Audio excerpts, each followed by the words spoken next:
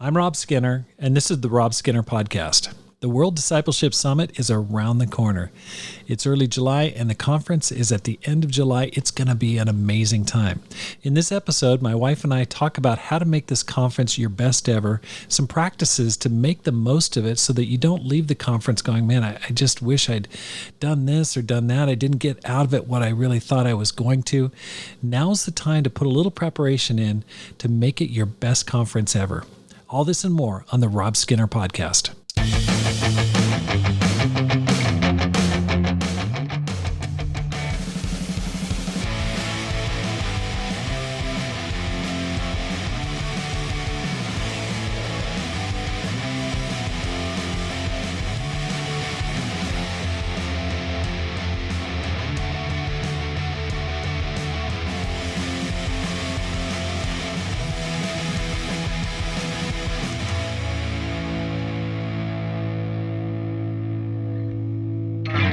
Welcome back to the Rob Skinner Podcast. My goal is to inspire you to live a no-regrets life, make this life count, and multiply disciples, leaders, and churches. Welcome back to the Rob Skinner Podcast. I'm so happy to have you on today to talk to you. And today I've got a very special treat. I've got my wife, Pam Skinner, joining me on the program. Honey, great to have you on the program. Oh, thanks for having me. She is the queen of my life, and I'm so fired up to have her share today. We're talking today about how to make the most of a conference. Good topic. Guess what? We've got the World Discipleship Summit coming up just in less than a month. I know. It's going to be here before we know it. Yes. When I think about conferences in the past, there have been just some amazing conferences. I remember the Boston World Evangelism seminars in the 80s. Yep. Those were like mandatory. We used to fly from San Francisco all the way there. You were living in Boston. I was. I was really spoiled having all those evangelism conferences right there in my hometown. And then we'd have conferences in Asia when we lived in Japan, in the Philippines, World Discipleship Summits there. That was amazing. The Jubilee. Oh my gosh, that was incredible. I think in 94. I could just remember events and things from that time period, how old our kids were. It's awesome. And I think the amazing thing about conferences is they can change your life. Yeah, they can. That's what I was absolutely thinking. I mean, I think about the most recent ones in St. Louis, and then also, before that, San Antonio. Those are life-changing times. Absolutely. Absolutely. I mean, you get new songs. Yep. Typically, people are writing songs for it. I mean, Brian Craig, he's written songs for the conference, like On the Mountain of the Lord. That was from the conference. What was that title? I think that was one in San Antonio, right? Yeah, the one in San Antonio in 2012. That was a great song. Yeah. So let's get right into it and talk about how you can make this conference fantastic. Because whether you're living overseas and you're coming and spending a lot of money to come, or whether you live next door in Florida, this is going to be an amazing time. But a lot of it depends on how well you're prepared for it. If you just kind of stumble onto it, you can miss about 80% of it. That's so true. But if you can do some preparation in advance, it can increase the spiritual impact on your life tenfold or absolutely. more. So let's talk about just beforehand, what to do before the conference to make the most of the conference. I think first thing is pray beforehand that God gives you what you need. I think it's so important to really go to God and start thinking about, like, what do I need to grow in? What do I need change in? What area coming out of COVID and all this stuff that's happened over the past couple of years, what do I need? Both for myself and for the ministry that I'm working with. Yeah. And I love the title of the conference, Vision. I think that is so appropriate because, like you said, coming out of COVID, I know personally, I want that. I want vision. And Absolutely. I think, just going and going, okay, where do I need that in my life? In the ministry or my relationship with God and my parenting, my marriage, it's such a great, great topic. Okay. So starting with just learning what you need to grow in, getting in touch, being self-aware. I think it just starts with just spending some time quietly with God and just going, okay, what am I thinking about a lot? What am I worried about? Where do I feel weak? Where do I feel like I'm not ready for the future? Right. Those are great opportunities rather than just kind of dismissing it and trying to ignore it or run from it, but just spend some time thinking and go, man, I really need to work in this area. I don't feel very confident in this area. I think for many of us coming out of COVID, I think evangelism's been an area where it's like it's basically been on hold in many people's lives because of people's fear of COVID and all sort problems with meeting locations and all sorts of stuff. So I mean that's low hanging fruit. That's a really obvious one. But what else? Your relationship with God. I mean, it could be any number of things. Right. I think praying about making friends. Yeah, that's a big one. I mean, I think I can think to specific conferences where we happened to have a meal with someone and then we connected, and it was like every conference after that, we call them kind of our conference buddies. We don't live in the same part of the country, but boy, every conference you're like, oh, absolutely, we want to have a meal with that couple. And it makes such a difference. I think that's the real benefit of coming to a World Discipleship Seminar. Our family of churches is international. We are the International Church of Christ. And it's so important to have the mindset that God is going to lead me to some people that I don't know right now. Right. Exactly. I'm going to make some new friends. And that takes a little bit of boldness. It takes a little stepping out of your comfort zone, but praying in advance about that. Right. Hey, God, let me make at least one new friend here. Right. Absolutely. I think it's a mistake if you just spend the entire conference with your best friends from your home church. Oh, I agree. Right? Maybe that first day you're a little bit nervous, right? You're like, okay, I've got my girlfriends here, but boy, just branching out, just looking for different people, different connections. I think that's so, so important. And not even just, we haven't even talked about the dating part, but just making solid friends. Oh man, it's huge. I mean, it's so important. And then developing partnerships in the ministry. If you are a leader, and I know many of you are, you want to make sure that you're making new friends with other people that you can get ideas from. I mean, I think about people I've met at the conferences like Ron and Cheryl Hammer. Yeah, let's talk about them. I mean, I didn't really know them, but I don't know when it was. We met at a conference, and I mean, I knew of him. Right.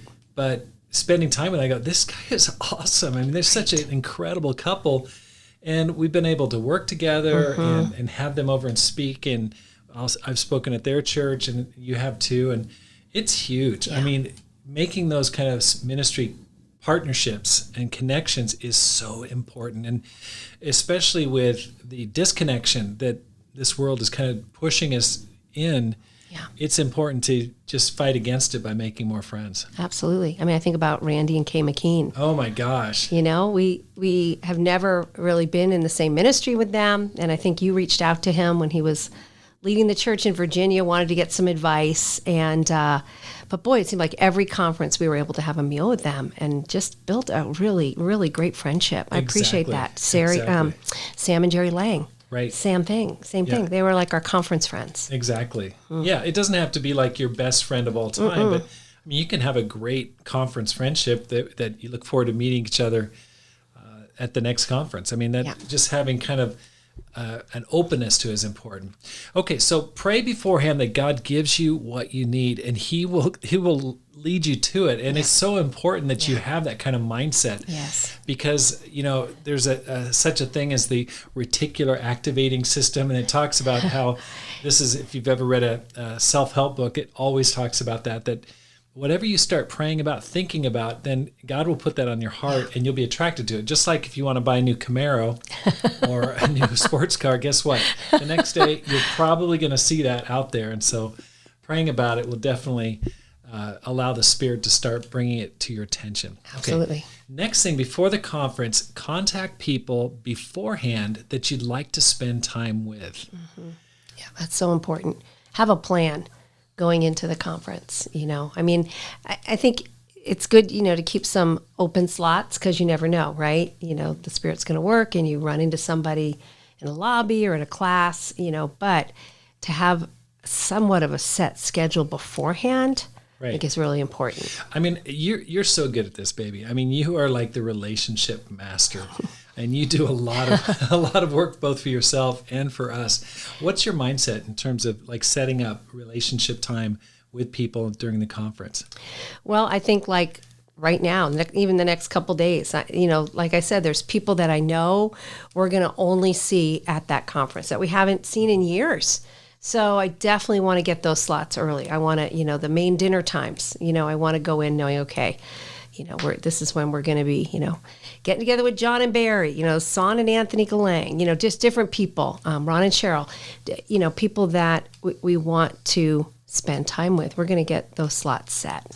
Right. And I know I got an ego from a guy that I knew a long time ago from Vietnam named Tien Vu. And right.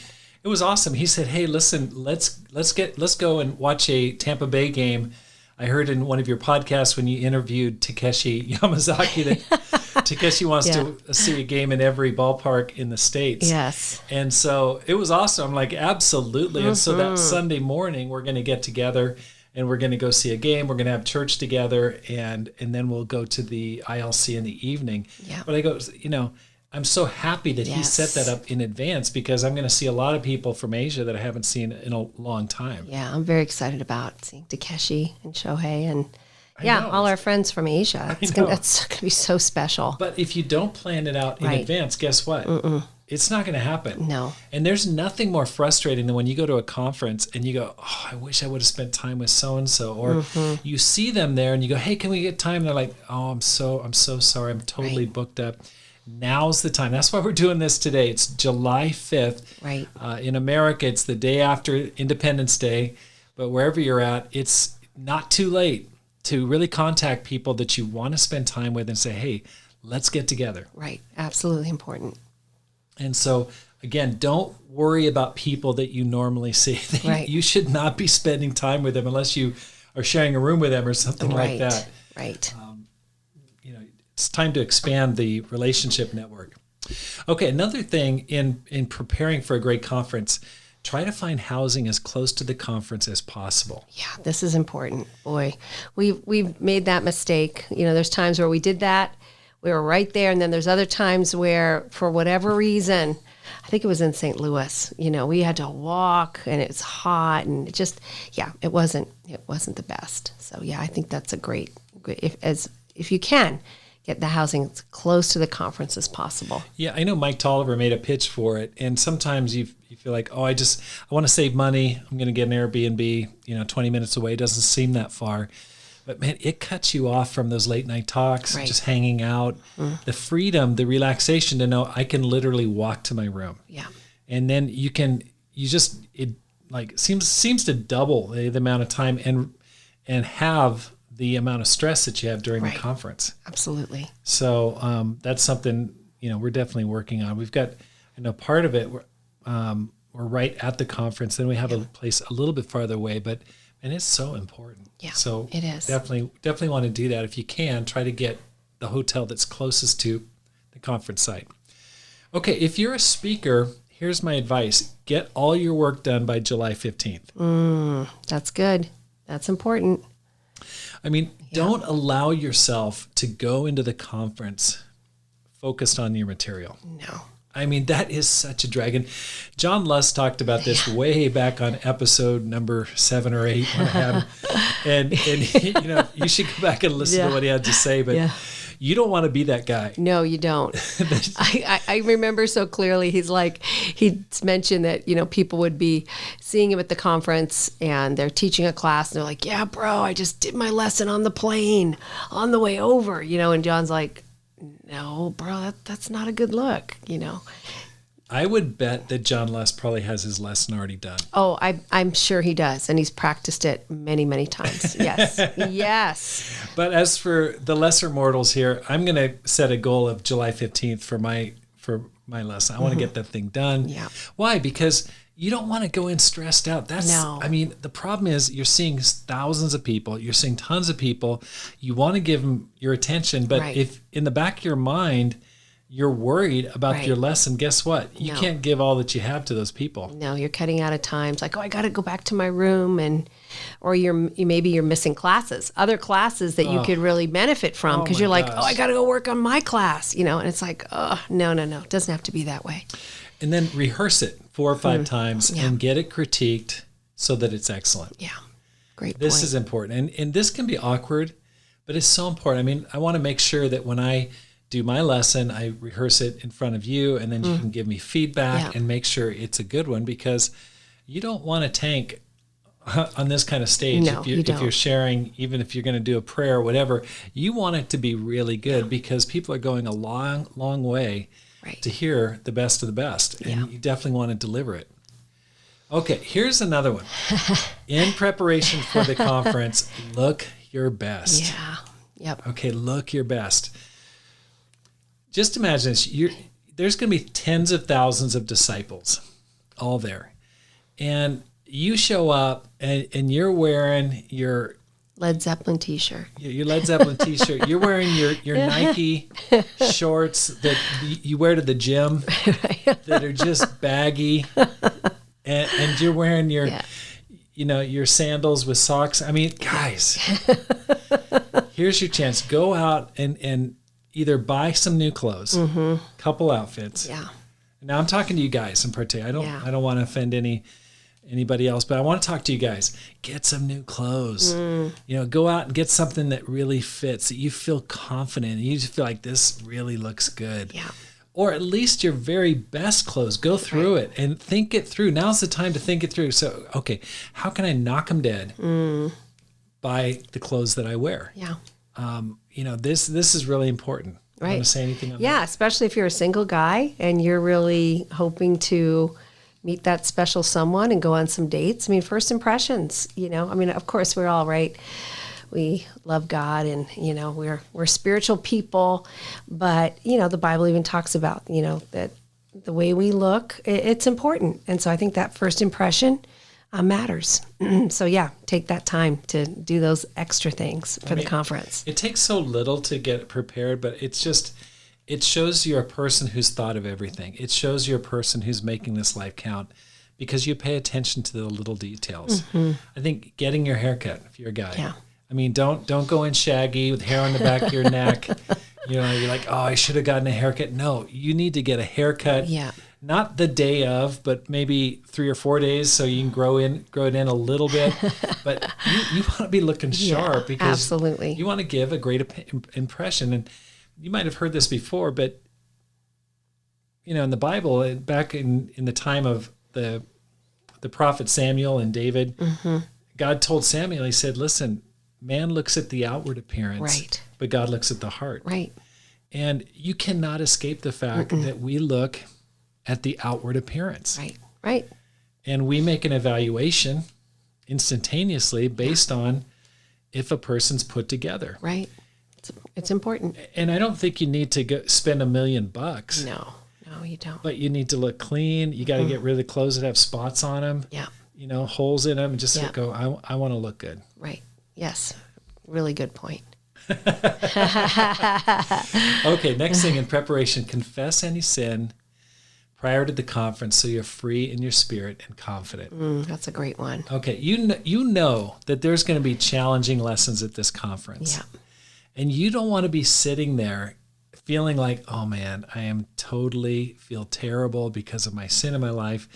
Why not confess it beforehand? Right.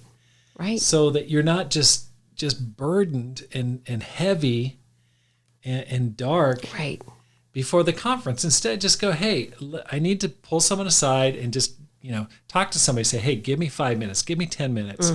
I just want to download where I've been at going into this conference. Here's the things I've been wrestling with. And again, it ties back to that earlier point about figuring out what you need to grow in. Right. When you bring it out into the light, one, you feel more relaxed. You grab hold of the grace of Jesus, the blood of Jesus, purifying yourself from all sin. That's 1 John 1. But you just feel happier. Right. You want to add anything on that? Yeah, no, I think that's so important. You don't want to have that burden, and that dark cloud over you where, and of course you're going to get convicted. Things are going to come up. You're going to have some really deep talks. But I think going into the conference where you feel really ready, free, where you just don't feel burdened, but you're ready to move forward. Exactly. Exactly. And if there's sin in your life, guess what? You're not going to be confident. No. You won't be initiative with people. You'll be afraid. Like, what does it say? The wicked man runs, though no one follows. I mean, it's just, you're going to be non-initiative. You won't be your best self if there's sin burdening you. Right. Absolutely. Okay. We're just talking about how to prepare in advance for the conference. Another thing is have a quiet time leading up to, and especially the morning of the first day of the conference. Yeah. Make sure that you are in a happy, positive, faithful mindset. Yeah. Yeah. I think that's so important. And, I think it for everybody, it's different, but I think you have to realize going to this conference, how many scriptures and lessons you're going to hear. But I do think that prayer time, just really setting your mind, asking the Holy Spirit to work, I think is really important. And I think even leading up to the conference, maybe you're feeling like, oh my gosh, I have not been consistent in my quiet times. Well, gosh, right now, what a great time. Right? You're almost a month out. You could just, make some changes, get in some better habits so that you really are feeling really good about where you're at in the conference, and God can just show you things and take you higher. Right. I think that's important. Absolutely. Absolutely. And what I remember Sam Lang saying one time, he said, hey, you could fall away at one of these conferences. What he meant is that you're so busy. Right. It's hard to have time of devotion or reflection. Right. I mean, you wake up and maybe you have a breakfast appointment with somebody and you're not really praying, and you're just hustling around. So I agree with Pam. I think you're so right, baby. It's like you're going to get a lot of Bible from all the classes. That's probably of lesser importance, but I do think at least 5 or 10 minutes of reflection, time of prayer, going for a walk around the block by yourself to talk to God so that you feel ready spiritually to go into those conferences. It's high octane. Yeah, absolutely. I think another thing is having some good news to share, being prepared. Consider how you may spur one another on towards love and good deeds. It takes a little bit of forethought because it's so easy to come into a conference and people, the question is going to be to you, how are you doing? Right. How are things going in, Tucson, or how are things going in Oklahoma City? Right. Or Tulsa? And you don't want to be sitting there and have a silence for like 10 seconds. Like, well, we're still meeting. We're still there. Right. Instead, you want to be able to have some bullet points to share. Yeah, we had a baptism last week. I'm really doing great. My kids are doing great. Whatever it is that's positive and authentic, share it. Right. No, I think that's a good point. And, of course, we want to be real. You don't want to be like, oh, my gosh, everything's just going great and you don't have any challenges. But, no, I do think that is important, just to come in to think, okay, what am I going to share that's going to build somebody else up, that's going to encourage them? And then, sure, there's always tons of areas that we need to grow in. Okay.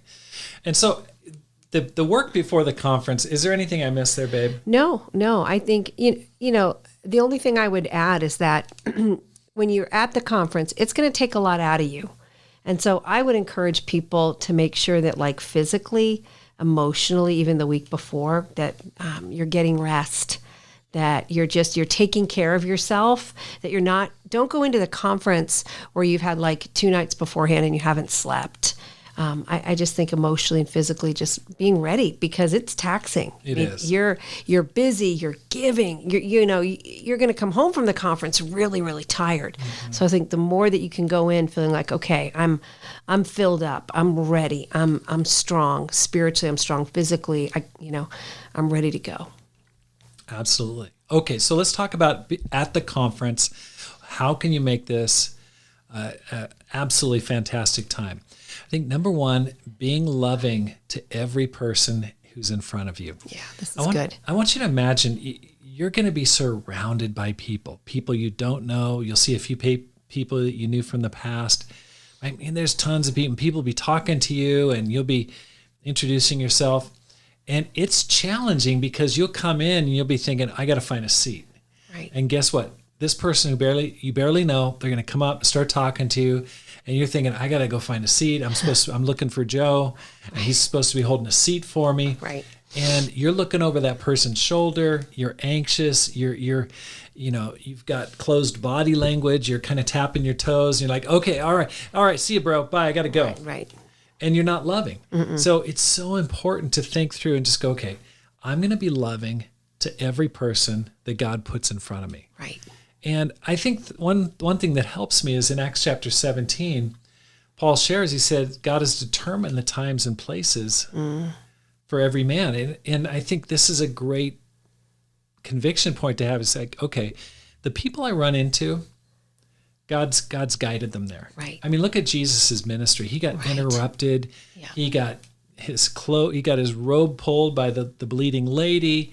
He got interrupted. He got yelled at by blind people on the side, blind Bartimaeus. And there was a lot of craziness, but Jesus seemed calm and loving. Right. And he gave his full attention. That's how you want to be at this conference. Right. I think that's such a great point. I can just remember certain conferences or leadership conferences, where I've gone in and I'm like, oh, I got to find so-and-so. I got to find so-and-so. And I'm like scanning the room. And then I realize that I'm just, not being very loving to the person that's like right in front of me. And so I know that we had talked about, we love that quote, right? It's, I think it's from Jimmy Carter or something that Jimmy Carter mentioned. Right. That you only have to have two loves in your life, for God and for the person in front of you at any particular time. I just love that. I love that too. Yeah, I read a biography of President Carter, and he had his presidency wasn't that great, but he was a very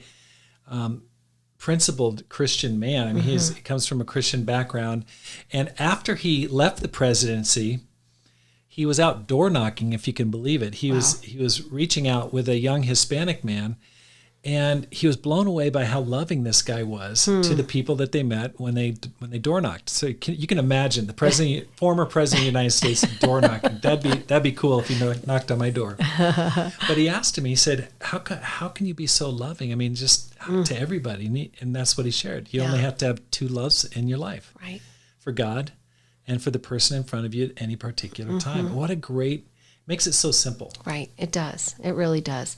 And I would say, too, that, even when we're like getting together in the bigger crowds, because typically you are going to, whether it's you're sitting with your family or you're sitting with, your friends, but just making sure that you look around and just introducing yourself, really going out of your way. Sometimes we can just get kind of stuck in a rut. And I just think that's so important to just look around and just introduce yourself, give some hugs. Where are you from? Right. Just create that chemistry right away. Exactly. And it goes without saying, but I'm going to say it anyway. Smile. Yeah.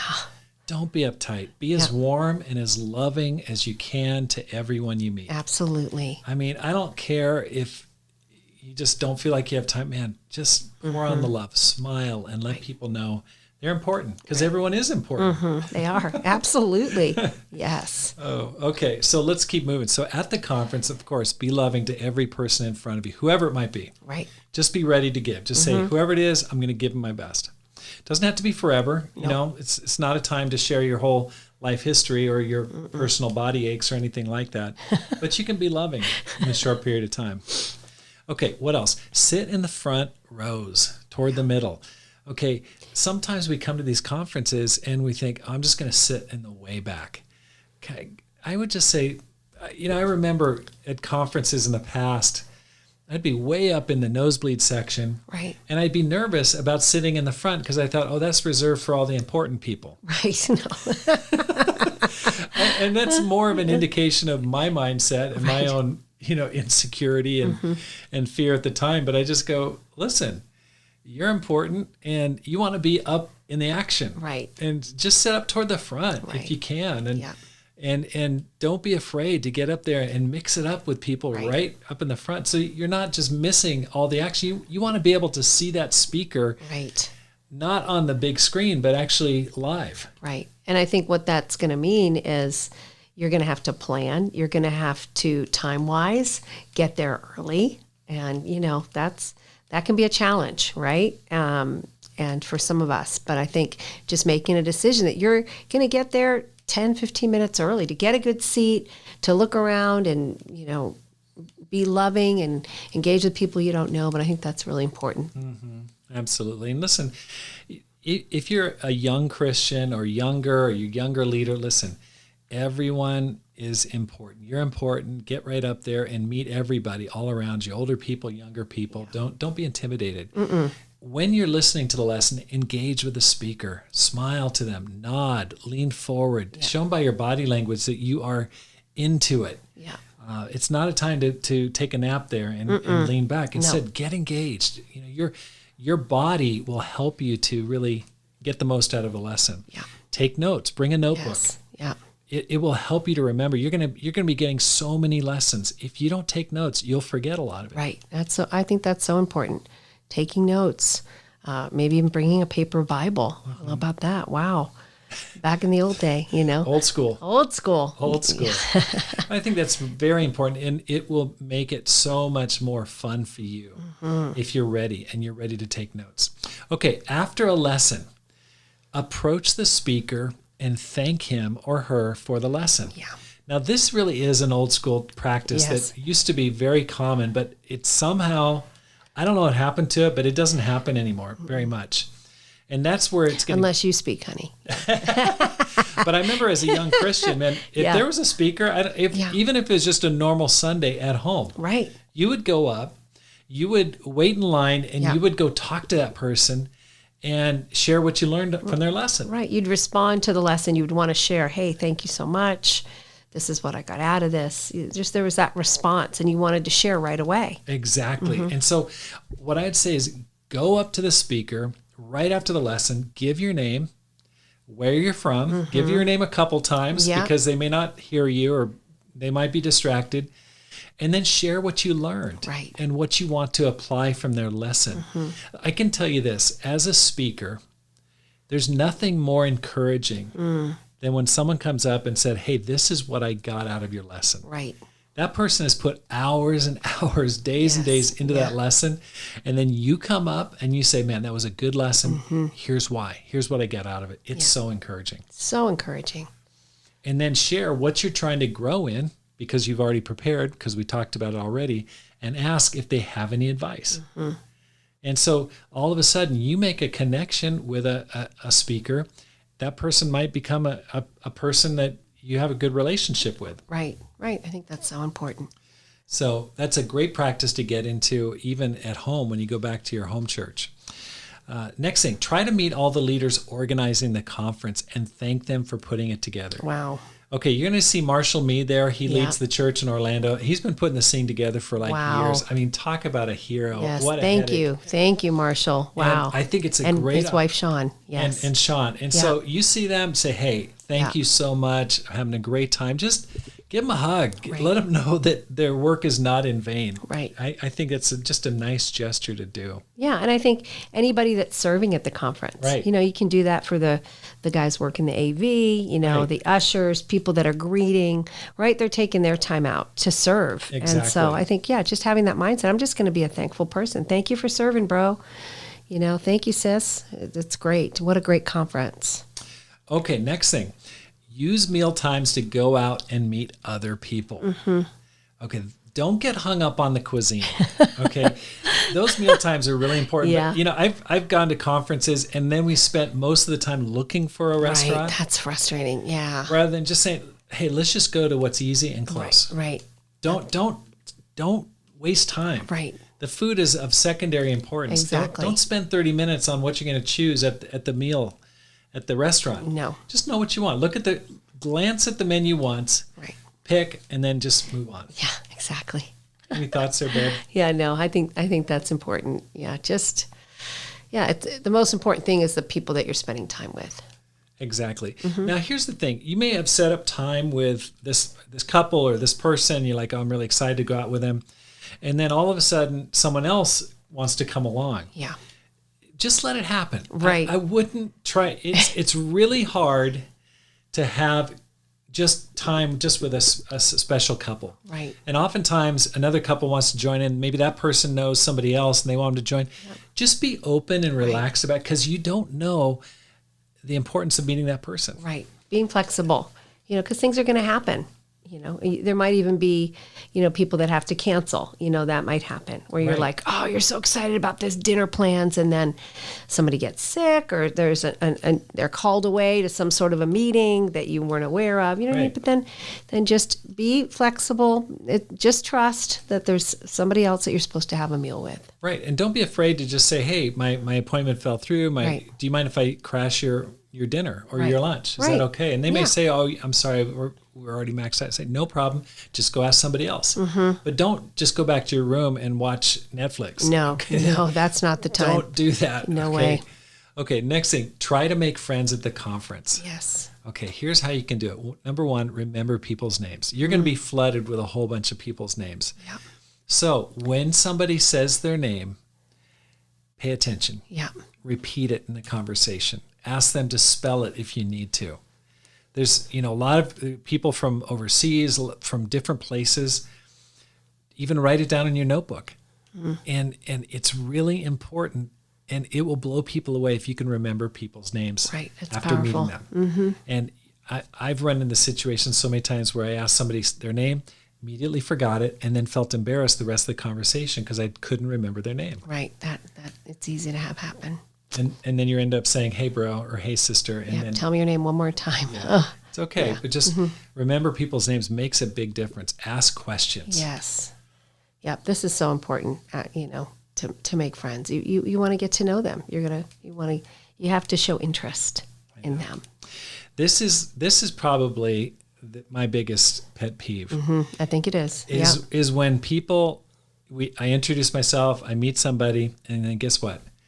They just go on a 5 to 10 minute ramble about their lives, about how their knee is out of joint and they've had a couple, just different stuff, and they just kind of share their life story. Right. And they ask me no questions. It's totally a one-way conversation. Right. It's a monologue. It's not a dialogue. No, that's not. You're not going to feel close to that person. No, I'm just sitting there going, I want to get away from this conversation. Right. And so it's so important to ask questions. Hey, where are you from? Right. What do you do for work? What do you like to do in your free time? How long you been in that city? Right. How long have you been a Christian? How long you been a Christian? Yeah. Right. I think that's so important. So really ask questions. Don't dominate the discussion. No, don't do it. Encourage, praise, or thank people freely. Say, man, it's great to be with you. Thank you so much. And exchange numbers. Yeah. Because you might have a lifelong friendship there and you don't even know it. Right. Absolutely. Okay. So let's talk a little bit about the dating aspect of these conferences. Yes. That's very important. Okay. If you're single, you're on campus, or you're a single adult, this could be a life-changing conference for you. Yes. I think about Dom Munson. Dom is a disciple in our church here in Tucson. Guess what? A sister from our church, Tabby Gully, that was her name, she went to a conference in ICMC a few years ago, and she was in an elevator with my daughter Ann, and in walked Dom Munson. And guess what? They introduced each other, and now they're married. Yeah. That's the short version of it. Yes. He was living in New Jersey at the time, and then he moved out here. Right. Yeah. They didn't know each other before. Nope. They met at the conference, and now they're married. Yeah. And it can happen. That can happen to you. Yes. It could hapen. I'm not saying it's going to happen, but things happen. They have happened, and you just got to be open to it. And this is where people get so sensitive. They go, "Oh no, don't no." Listen. Be open to what God may do. Right. And so, what are some things that people can do, babe? Well, I think you need to be bold. I think you need to be open, obviously, to what God's doing and how He's working. But I think when you're in a conference and the singles are going to be in the singles track, right? Most likely. So just going out of your way, putting yourself out there, meeting as many people as you can, and going on as many dates as you can. I think there's nothing wrong with that. I would, if a single person's like, yeah, I'm just, haven't really gotten very organized. I'm like, no, shame on you. You need to have a plan going into the conference. And maybe it's talking to women beforehand, setting up dates, but then also being flexible there and looking for people that you also want to get to know better. So I think it's going to be an amazing time for the singles there. Definitely. I think taking recommendations from others is really important, being open, because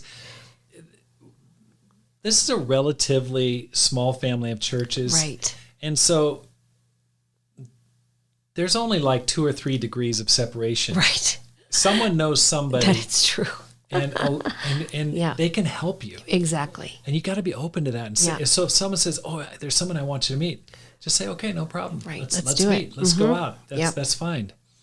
And if you have a date with a person, write a thank you card. That's important. I think I was going to mention that earlier, bringing a stack of thank you notes, whether it's for the speaker, whether it's for somebody you had a great conversation with that you want to make a friendship in the future, but then also on dates. Yeah. Write those thank you cards. Right. I think, okay, this is one thing I want to kind of double back on. Ask good questions if you're going on a date, and don't only talk about yourself. Yeah, that's key. This is what will make you completely unattractive to the opposite sex. Yeah, absolutely. Is if you just monologue it the whole time, and you're talking about how great you are and about how amazing your quiet times are, and the eyes of that sister are totally glazing over, right? Because you're just all into yourself, right? Because you're nervous, and so you're doing all the talking. It's like, no. Right. Ask great questions. Yeah, that's so important. Make it light. Make it fun. Right. Exactly. Just have laugh. a good time. Have a good time. Just talk about what's cracking you up these days. Where you're having a good time. Now, when you're choosing classes, this is always a tough one because there's so many good this classes. Is good, honey. And there's a couple ways to go about it. I think number one, trying to figure out first if there's something, a title or a topic that deals with something that you want to grow in, for sure. That's a no-brainer. You definitely want to go to that class. Right. But I also will choose classes based on who's speaking. Yeah, absolutely. Even if it's maybe not the topic that I was originally interested in. If I've got a favorite speaker, I go, oh, man, I just love the guy's preaching, or their life is inspiring, or their ministry is inspiring, I'm going to that class. Right. Absolutely. Yeah, no, I agree. That's really what I do. Now, the great thing is all the classes are recorded, correct? So, you can go back and listen to them. But yeah, that's what I'll do too, is I'll, especially with the women, I'll think, okay, who, oh yeah, I want to go hear her. I want to be inspired by her. I want to hear what she has to say. I want to know what's going on in her life. Absolutely. Now, I want to talk to you if you're not registered for this conference. Listen, and especially if you're single. Say, listen, change your mind and go to the conference. Right. Just sign up. Yeah, just do. I mean, I've heard about people that are not going and they're single. I go, listen, these are great opportunities you don't want to miss. Because you may end up meeting somebody that can change your life. Absolutely. I think it's so important. And that's not the primary reason you're going, but you've got to be open when God presents an opportunity. Absolutely. What do you think? Yeah. No, obviously you're there to learn and to grow. But catching a vision for your life, finding that partner, I think that's absolutely important. Absolutely. Because people who want to grow, they want to make their life count, they want to live a no regrets life, guess what? They're going to be at this conference. Absolutely. And if by listening to this podcast, that's the kind of person you are, you want to be where those type of people are. Absolutely. Because those are the kind of people you want to spend your life with. Right. Absolutely, honey. I couldn't agree more. And so, listen, I'm really excited to meet you and to talk to you at the conference. I want to say thank you so much for the support that I've received from this podcast. But I want to ask a favor. I want to ask, please come up and talk to me and to Pam at the conference. I look forward to just giving you a great big hug and meeting you face to face if we haven't met already. But, I had a great time at this Georgia conference, the campus training program conference. It was great to meet Ben Smith. Yes, he was what a sweetheart. Yeah, he gave us a big hug and he told me, he's like, Pam, I've listened to every episode. I think I've only missed 2. I'm like, well, way to go, Ben. It was awesome. I just made a connection there and it was great. We sat together during the classes and made a new friend and it was just awesome. So Ben, I look forward to talking to you in Orlando. I know you'll be there. But let's talk. If you enjoy the podcast, look for me and I look forward to talking to you. Have a great time. Listen, this is going to be a great time. Prepare for it, get ready for it, and expect God to do miracles. Absolutely. Thank you so much for joining the Rob Skinner podcast. If you're enjoying this podcast, please hit the subscribe button and let your friends know about it and how to find it. Because my goal is to inspire you to make this life count, live a no regrets life, and multiply disciples, leaders, and churches. Have a great day and make this life count.